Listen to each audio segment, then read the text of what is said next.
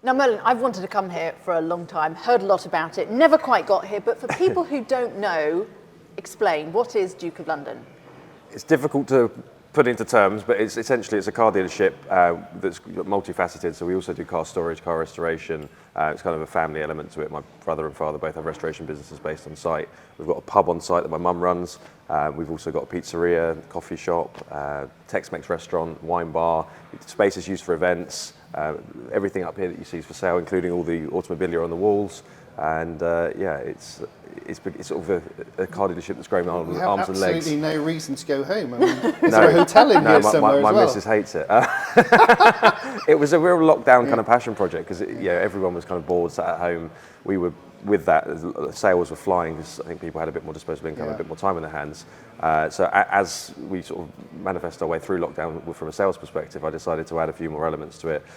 We've now got about 50 independent businesses based from under this roof, as it were, all kind of local, small creative businesses, both hospitality, retail, and kind of more artisty, cooperative things as well. So it's a lot more to it than just it being a car dealership. It's a real local community feel about it. Yeah. And we've been very, very lucky. It's been a real collaborative effort to get it to where it is now. It wouldn't be half what it is if it wasn't for the other businesses and people that we have on site.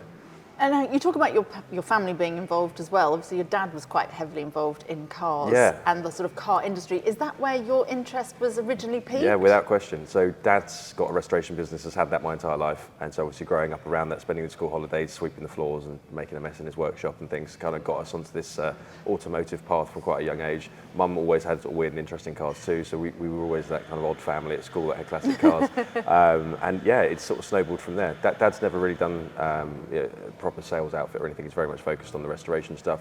So working alongside him, saw a bit of an opportunity to take advantage of his reputation. And what stopped you from sort of just following that path and doing just restoration to sort of moving into this much more lifestyle, sort of wider aspect of it? I think it just, to be honest, my brother and my father are very, very, very good at what they do. I'm not as good at it, to be blunt. And I started buying and selling cars when I was at school, and I think I just sort of found my passion and carried on from there.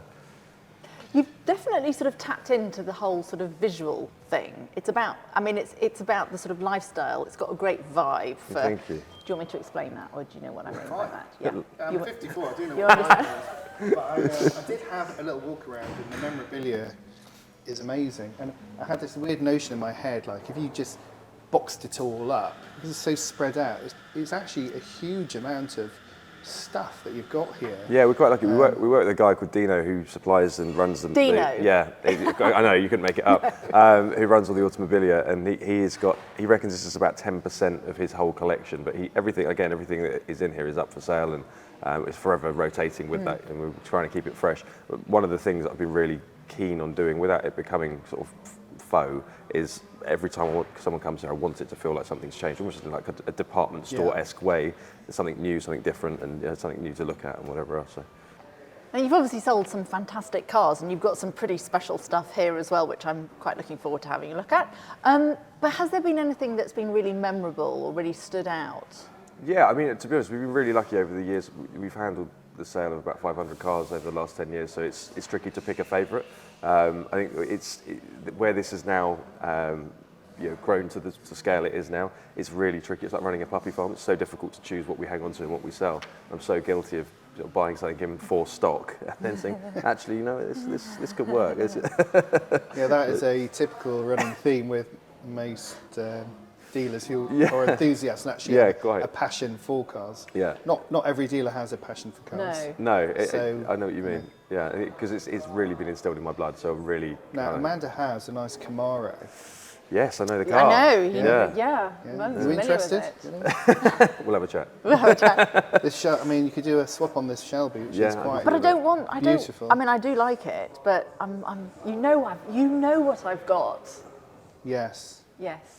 So. Yeah, I think that's a step up. It is. Yeah, I think so. I like it. But anyway, so you're talking about sort of being quite discerning about the cars that you keep, the cars that you hang on to. Do you apply that same rationale to the businesses that you partner with on site? Absolutely. Yeah. We really, obviously we're not draconian about it, but we really do want to make sure that everything that does join the ship, as it were, is complementary. And I think we've been really, really organically lucky with who and what has turned up and who we've worked with. It hasn't worked with everyone, to be blunt, but we've run at 95% occupancy for the last 5 years since we've been in this building. So the demand is there for the spaces that we've curated, but it's really just been about more for us about the types of people and businesses that we've got in here. We're really, really lucky to have what we've got.